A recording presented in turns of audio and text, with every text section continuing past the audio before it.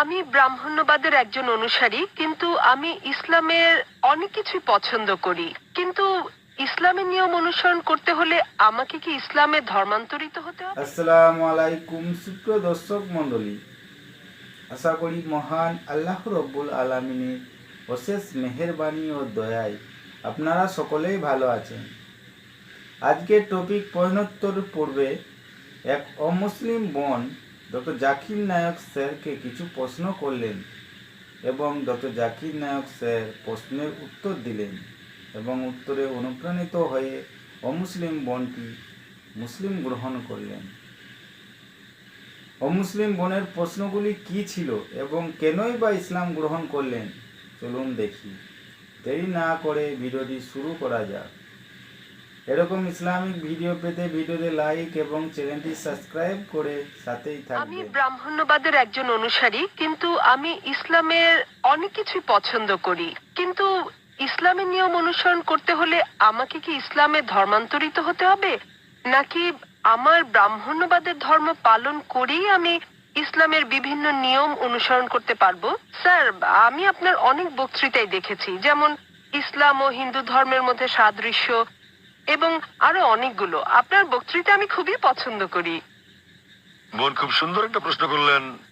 তিনি বললেন যে তিনি ব্রাহ্মণিজমের একজন একনিষ্ঠ অনুসারী, কিন্তু তিনি ইসলামের বিভিন্ন বিষয় পছন্দ করেন।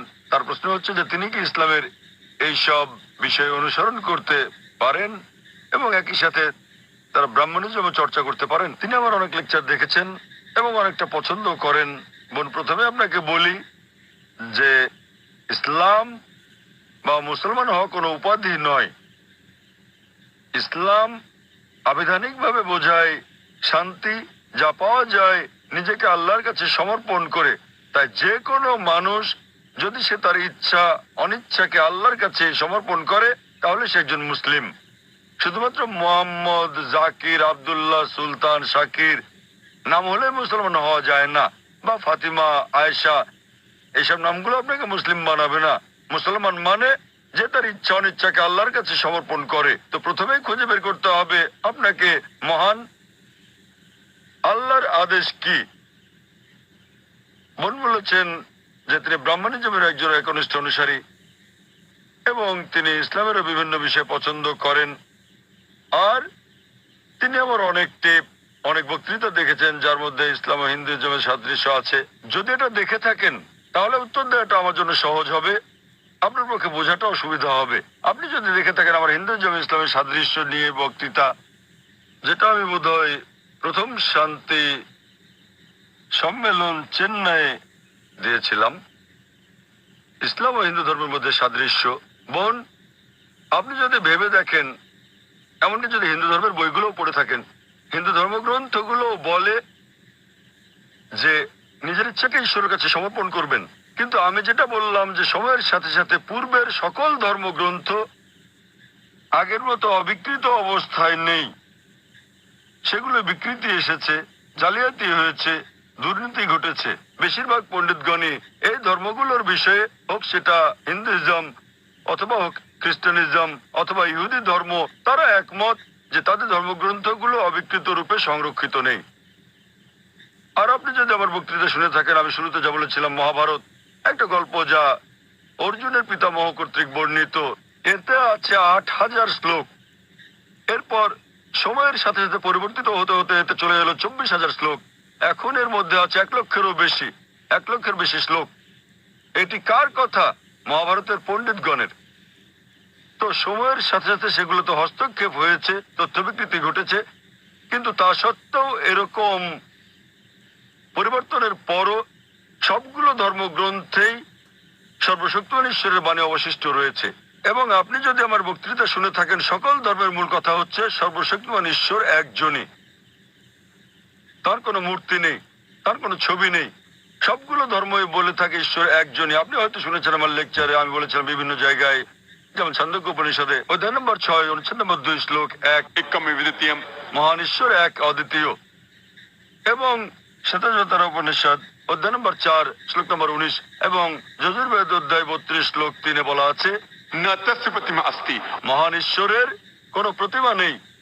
তার কোনো ছবি নেই। প্রতিমা মানে হচ্ছে মূর্তি, ফটোগ্রাফ, রেখাচিত্র, ছবি, ভাস্কর্য, মূর্তি, পুতুল। তাই ঈশ্বরের কোনো প্রতিমূর্তি নেই, কোনো ফটোগ্রাফ নেই, কোনো রেখাচিত্র নেই, কোনো ছবি নেই, কোনো ভাস্কর্য নেই, কোনো মূর্তি নেই, কোনো পুতুল নেই। তাই সকল ধর্মগ্রন্থই জোর দেয় সর্বশক্তিমান ঈশ্বরের একত্বের উপর। আর হিন্দু ধর্মের ব্রহ্মসূত্রটি হচ্ছে एकम ब्रह्म द्योतय नास्ते नेना नास्ते किंचन। भगवान एक ही है, दूसरा नहीं है, नहीं है, नहीं है, जरा भी नहीं है।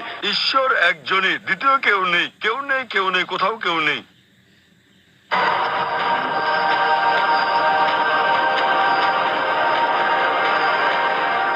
এবার আসি মূল প্রশ্নে, যা হলো একজন কট্টর ব্রাহ্মণ হয়েও আপনি ইসলামের শিক্ষা অনুসরণ করতে পারবেন কিনা।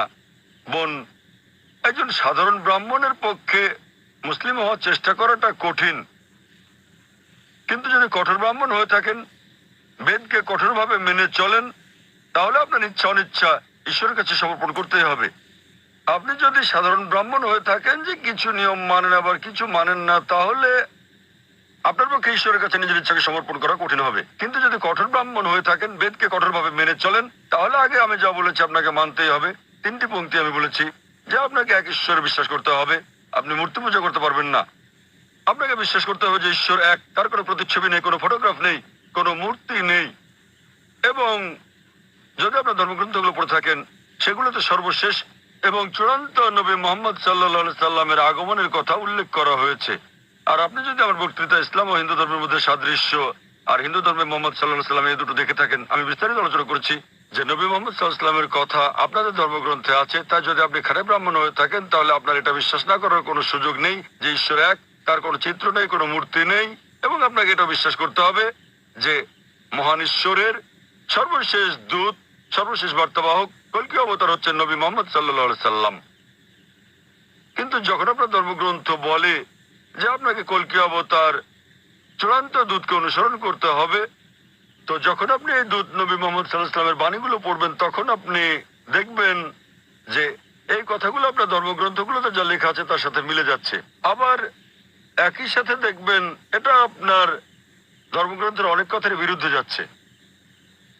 তো এখন আমরা মনে করি যে কোরআন সর্বশক্তিমান আল্লাহর শেষ ও চূড়ান্ত নির্দেশনা, যা নাজিল করা হয়েছিল সর্বশেষ ও চূড়ান্ত নবী মোহাম্মদ সাল্লাল্লাহু আলাইহি সাল্লামের উপরে। এই কোরআন হলো ফোরকান, এটা হলো ন্যায় এবং অন্যায়ের পার্থক্যকারী। তাই কোরআনের সাথে যা যা মিলে যায়, সেটা যদি বাইবেলে উল্লেখ থাকে অথবা থাকে বেদে অথবা মহাভারতে অথবা রামায়ণে, নিশ্চিতভাবে আপনি ধরে নিতে পারেন যে তা হয়েছে সর্বশক্তিমান ঈশ্বরের ইচ্ছা ও আদেশ অনুসারেই। যদি সেটা বিরুদ্ধে যায়, আপনাকে মানতে হবে যে এটা হচ্ছে সর্বশক্তিমান ঈশ্বরের ইচ্ছা ও আদেশের বিপরীত। তাই আপনি যদি একনিষ্ঠ ব্রাহ্মণ হন, ব্রাহ্মণিজম চর্চা করে থাকেন, আপনাকে এক ঈশ্বরে বিশ্বাস করতে হবে, মূর্তি পূজার বিরোধিতা করতে হবে। আর আপনি যদি আমার সেই বক্তৃতা ইসলাম ও হিন্দু ধর্মের সাদৃশ্য শুনে থাকেন, সেখানে যা বলা হয়েছে, আপনি যদি কমপক্ষে ইনশাআল্লাহ এগুলো আপনাকে জান্নাতে নেওয়ার জন্য যথেষ্ট হবে ইনশাআল্লাহ। তাই আপনি যদি আমার বক্তৃতা ইসলাম ও হিন্দু ধর্মের মধ্যে সাদৃশ্য শুনে থাকেন, সর্বশক্তিমান ঈশ্বরের একত্ববাদ সম্বন্ধে, নবী মোহাম্মদ সাল্লাল্লাহু আলাইহি সাল্লাম সম্বন্ধে, কিভাবে সালাত আদায় করা যায়, মদ খাওয়া যাবে না, শুকরের মাংস খাওয়া যাবে না, যা কোরআনের সাথে সাথে আপনাদের ধর্মগ্রন্থ বলা আছে, আপনাদের বেদে শালীনতার বিষয়ে বলা আছে যে মহিলাদের নিজেদের আবৃত রাখা উচিত, যা কোরআনেও বলা আছে। তাই আমার সেই বক্তৃতায় যা যা আমি বলেছি, আরো অনেক বিষয় আছে, কিন্তু আপনি যদি শুধু এই বিষয়গুলো ভালোভাবে অনুসরণ করেন বোন, ইনশাল্লাহ ইনশাল্লাহ এগুলো আপনাকে এই পরীক্ষায় পাশ করিয়ে দেওয়ার জন্য যথেষ্ট। আপনি চাইলে আরো অনেক কিছু অনুসরণ করতে পারেন, কিন্তু কমপক্ষে এই বিষয়গুলো, এই প্রধান বিষয়গুলো যা আমি উল্লেখ করেছি, কিন্তু আপনার ধর্মগ্রন্থে যা বিতর্কিত, আপনার তা অনুসরণ করা উচিত নয়। কারণ আপনাদের পণ্ডিতগণই বলেন যে এটা সময়ের আবর্তনে পরিবর্তিত হয়ে গেছে। আমাদের বুঝতে হবে যে এই বিষয়গুলো হচ্ছে তথ্য বিকৃতি, হস্তক্ষেপিত, সত্যের অতিরঞ্জন। তাই মিলগুলো শুধু অনুসরণ করেন, ইনশাল্লাহ ইনশাল্লাহ আপনি একজন ভালো ব্রাহ্মণ হতে পারবেন। আপনি নিজ ধর্মগ্রন্থের অনুশাসন মেনে চলেন, যা ফুরকান এবং কোরআনের সাথে মিলে যায়, এবং ইনশাল্লাহ একজন নিয়মনিষ্ঠ মুসলমানও হতে পারেন।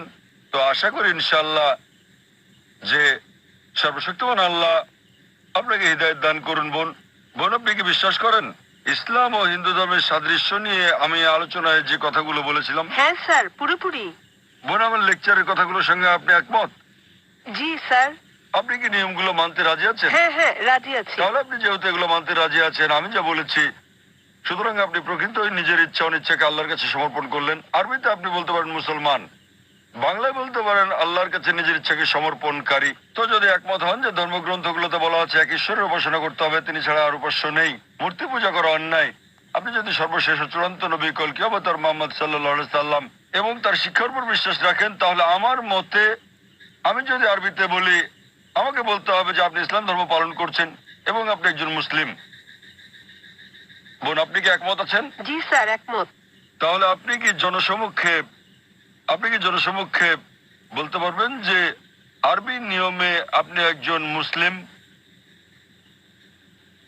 বোন, আপনি কি আরবি নিয়মে ঘোষণা দিতে পারবেন এটা? যেহেতু আপনি মেনে নিয়েছেন একজন ঈশ্বর এবং নবী মুহাম্মদ সাল্লাল্লাহু আলাইহি সাল্লাম সর্বশেষ ও চূড়ান্ত নবী, তো আপনি কি ঘোষণা দিতে পারবেন যে আপনি একজন মুসলিম?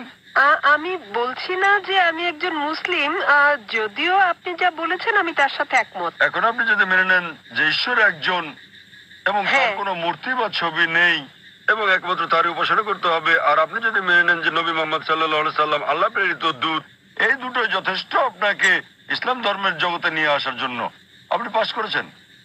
অন্যান্য বিষয়গুলো পরে আসবে। তো আপনি যদি মানেন ঈশ্বর এক, তার কোনো প্রতিচ্ছবি নেই, আপনি যদি মূর্তি পূজা করতে অস্বীকার করেন এবং আপনি মানেন যে নবী মুহাম্মদ সাল্লাল্লাহু আলাইহি সাল্লাম শেষ ও চূড়ান্ত নবী, তাহলে আপনি এই জগতে প্রবেশ করতে পারবেন ইনশাআল্লাহ, অথবা সঠিকভাবে বলতে গেলে এই জীবন দর্শনে। এবং ইনশাআল্লাহ এভাবে চর্চা চালিয়ে গেলে আপনি কি এই জীবন ধারায় আসতে চান বোন? ঈশ্বর চাইলে। হ্যাঁ, এই তো ইনশাআল্লাহ, মাশাআল্লাহ। তো বোন, আমি আবারও আপনাকে জিজ্ঞেস করতে চাই আনুষ্ঠানিকভাবে, বোন, আপনি কি বিশ্বাস করেন যে এক ঈশ্বর? হ্যাঁ, করি। বিশ্বাস করেন যে সর্বশক্তিমান ঈশ্বর ছাড়া আর কারো উপাসনা করা উচিত নয়? হ্যাঁ হ্যাঁ। আপনি কি একমত যে মূর্তি পূজা ঠিক নয়? পুরোপুরি না হলেও কিছুটা একমত। না, দেখলেন তো, পুরোপুরি না কিছুটা, এটাই বলতে পারছেন না। আপনি এটা বলতে পারেন না যে কেকটা খেতে চাই, পেতে চাই। মূর্তি পূজা করা সঠিক নয়, নতুবা সঠিক। এর মানে ঈশ্বরের কাছে প্রার্থনার জন্য আপনার মূর্তি পূজার সাহায্য নিতে হবে না, কোনো মূর্তি পূজা করতে হবে না। আপনি কি মানেন যে ঈশ্বরের কোনো প্রতিরূপ নেই? হ্যাঁ। আচ্ছা, আপনি মানেন, এর মানে আপনি বলছেন ঈশ্বরের কোনো প্রতিমূর্তি নেই? হ্যাঁ। ঠিক আছে। আপনি কি মানেন যে নবী মুহাম্মদ সাল্লাল্লাহু আলাইহি সাল্লাম সর্বশেষ চূড়ান্ত নবী? আমি আসলে এইটুকু পর্যন্ত ভালো করে জানি না, কিন্তু অন্যগুলো আপনি যা বলেছেন আমি মানছি, কিন্তু আমি আসলেই সর্বশেষ বিষয়গুলো জানি না। আপনি কি মানেন যে তিনি আল্লাহ প্রেরিত দূত? হ্যাঁ, মানি। আপনি মানেন তিনি আল্লাহর দূত? হ্যাঁ। চমৎকার, চর্চাটাই আসল। একজন নির্ভেজাল মুসলিম হওয়া সহজ কথা নয়, আমরাও চেষ্টা করছি। তো বোন, আমি যদি বলি আপনি কি আমার সাথে কালিমায়ে শাহাদা পাঠ করবেন? আপনি কি শাহাদাত পাঠ করবেন, যা আসলে আরবিতে একটা ঘোষণা, ওই একই কথা যা আমি বলেছি যে আল্লাহ ছাড়া কোনো প্রভু নেই আর নবী মুহাম্মদ সাল্লাল্লাহু আলাইহি সাল্লাম তার দূত? আরবিতে এটা বলতে চান? হ্যাঁ স্যার, বেশ, অবশ্যই। আমি আরবিতে বলবো, আপনি আমার সাথে সাথে বলবেন, আর পরে এটার অনুবাদও বলবো। ঠিক আছে। अशहदु अशहदु अल्लाह अल्लाह इलाहा इलाहा इल्लल्लाह इल्लल्लाह व अशहदु व अशहदु अन्ना अन्ना मुहम्मदन मुहम्मदन अब्दुहु अब्दुहु व रसूलुहु। व रसूलुहु। আমি সাক্ষ্য দিচ্ছি, আমি সাক্ষ্য দিচ্ছি আমি সাক্ষ্য দিচ্ছি যে যে কোনো উপাস্য নেই কোনো উপাস্য নেই আল্লাহ ছাড়া, আল্লাহ ছাড়া, আর আমি সাক্ষ্য দিচ্ছি আর আমি সাক্ষ্য দিচ্ছি যে নবী মুহাম্মদ সাল্লাল্লাহু আলাইহি যে সাল্লাম নবী মুহাম্মদ সাল্লাল্লাহু আলাইহি সাল্লাম হলেন আল্লাহর আল্লাহর বান্দা এবং রাসূল। বান্দা এবং রাসূল। মাশাআল্লাহ বোন, ধন্যবাদ। এখন আপনি একজন মুসলিম এবং আমি প্রার্থনা করছি যেন আল্লাহ সুবহানাহু ওয়া তাআলা আপনাকে পথ প্রদর্শন করেন। আর আমি চাই যে ইনশাআল্লাহ সকল ভাই বোনেরা যখনই কেউ ইসলাম গ্রহণ করবেন, আপনারা তাকে জ্ঞানের দিক থেকে সাহায্য করবেন, এভাবে আপনারা সমাজ সেবা করতে পারেন। বোন, আপনার কাছে একটা অনুরোধ আমার, যে ইনশাআল্লাহ আপনি কোরআন অনুবাদ সহ পড়বেন, এমনকি যদি আগেও পড়ে থাকেন তবুও, এবং নির্দেশনাগুলো মেনে চলবেন, এবং ইনশাআল্লাহ আপনি তখন আল্লাহর কাছে নিজের ইচ্ছা সমর্পণকারী একজন নিষ্ঠাবান মানুষ হতে পারবেন, আর আমাদের জন্য দোয়া করবেন। এরকম ইসলামিক ভিডিও পেতে ভিডিওতে লাইক এবং চ্যানেলটি সাবস্ক্রাইব করে সাথেই থাকবেন। দেখা হবে আবারও অন্য কোনো নতুন ভিডিও।